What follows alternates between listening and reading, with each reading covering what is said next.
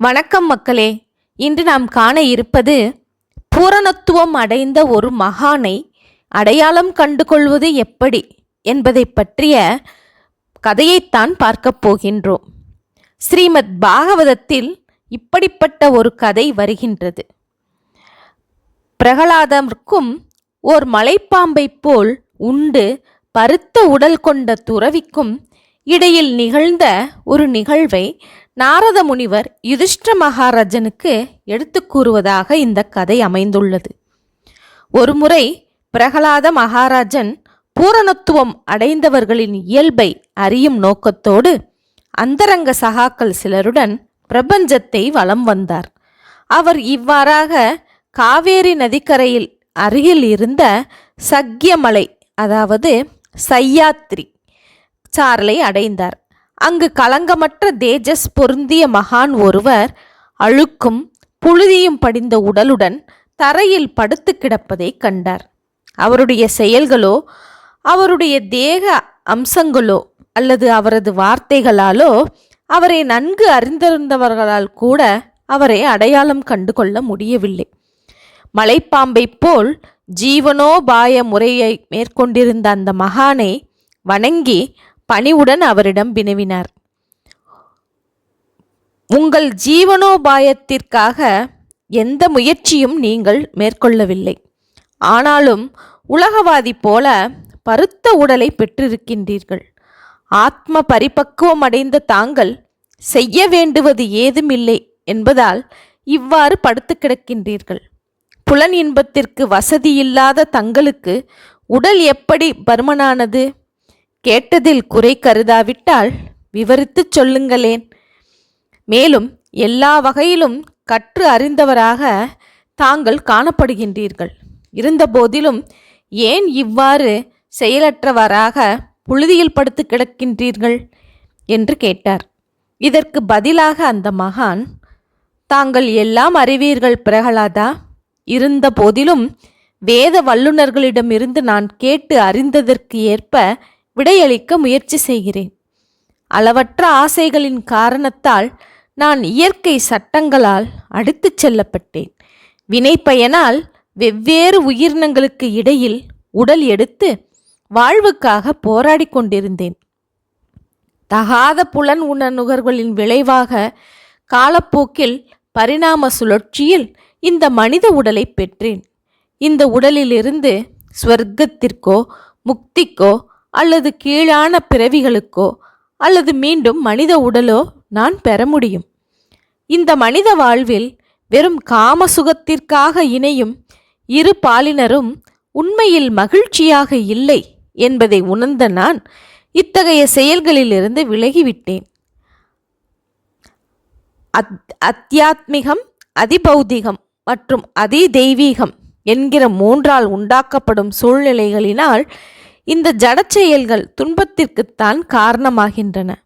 மேலும் உடல் எடுத்தவன் பிறப்பு, இறப்பு, மூப்பு மற்றும் பிணிக்கு உட்பட்டவனாகவே இருக்கின்றான்.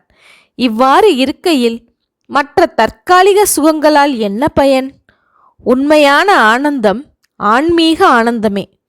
அனைத்து ஜட செயல்களையும் துறப்பதாலேயே இந்த ஆனந்தத்தை ஒருவர் அடைய முடியும் என்பதை அனுபவபூர்வமாக உணர்ந்த நான் எல்லா ஜட செயல்களையும் விலக்கிவிட்டு அமைதியாக ஆனந்தமாக இங்கு படுத்து கிடக்கின்றேன்.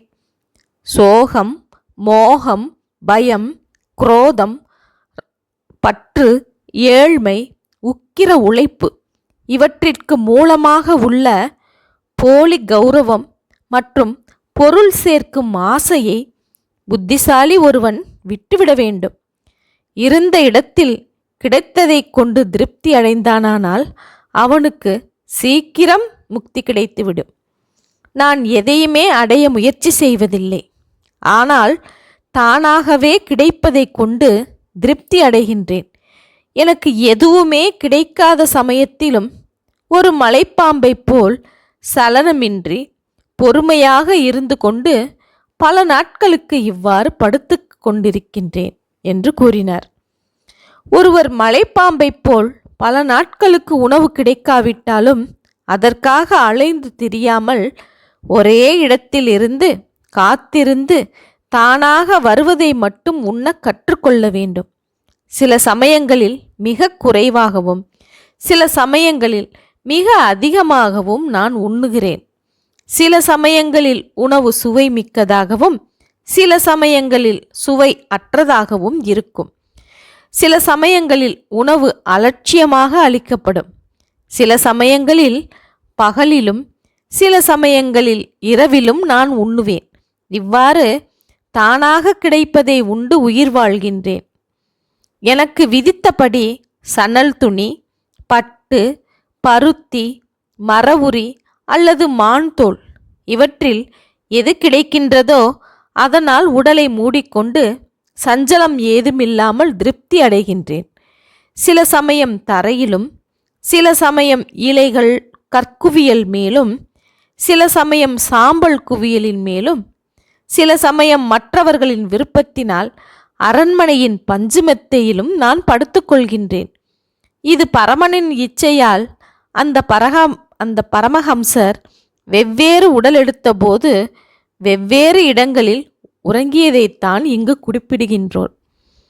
அடுத்து, பிரபுவே, சில சமயம் நான் நன்றாக நீராடி என் உடல் முழுவதிலும் சந்தனம் பூசி மலர் மாலைகள் அணிந்து நல்ல ஆடைகள் அணிகலன்கள் அணிந்து அரசனைப் போல யானையின் மேலோ தேரின் மேலோ அல்லது குதிரையின் மேலோ பயணம் செய்கின்றேன்.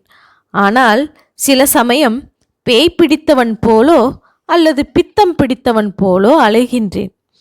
வெவ்வேறு மனிதர்கள் வெவ்வேறு மனநிலைகளில் இருக்கின்றனர். ஆகையால் அவர்களை புகழ்வதோ அல்லது இகழ்வதோ எனது வேலை அல்ல. அவர்களுடைய நலனை மட்டுமே நான் விரும்புகின்றேன். இவ்வாறாக அந்த துறவி தன்னுடைய செயல்களுக்கான விளக்கத்தை பரிபூரணம் அடைந்த நிலையில் அதை புரிந்து கொள்ளும் பக்குவம் அடைந்திருந்த பிரகலாத மகாராஜாவுக்கு விளக்கினார். ஆன்மீகத்தில் பரிபூரணம் அடைந்த ஆத்மாக்களின் உண்மை இயல்பை இவ்வாறாக உணர்ந்து கொண்ட பிரகலாதர் அந்த பரமஹம்சருக்கு முழு நமஸ்காரம் செய்து தனது இருப்பிடம் திரும்பினார். இவ்வாறாக ஸ்ரீமத் பாகவதம் பூரணத்துவம் அடைந்த ஒருவரை பற்றி கூறுகின்றது. மேலும் பூரணத்துவம் அல்லது பரிபக்குவம் அடைந்த சாது ஒருவர் மனித சமுதாயத்தின் பார்வைக்கு தன்னை யாரென்று காட்டிக்கொள்ளாமல் இருக்கலாம். ஆனால் அவரது நடத்தையால் அவரது நிலைமை உணரப்படுகின்றது. வாக்கு வலிமை உடையவராக இருந்தாலும் அதை வெளிக்காட்டிக் கொள்ளாமல் ஊமையாகவும், புத்திசாலியாக இருந்தாலும் சஞ்சலம் கொண்ட ஒரு சிறுவரைப் போலவும் அவர் தன்னை காட்டிக்கொள்கின்றார் என்று ஸ்ரீமத் பாகவதம் அவரை பற்றி எடுத்து கூறுகின்றது. ஓகே மக்களே, பரிபூரணத்துவம் அடைந்த ஒருவர் எப்படி இருப்பார் என்பதை பற்றி நாம் அறிந்து கொண்டோம் அல்லவா? மீண்டும் இது போன்ற செய்தியுடன் சந்திப்போம். நன்றி, வணக்கம்.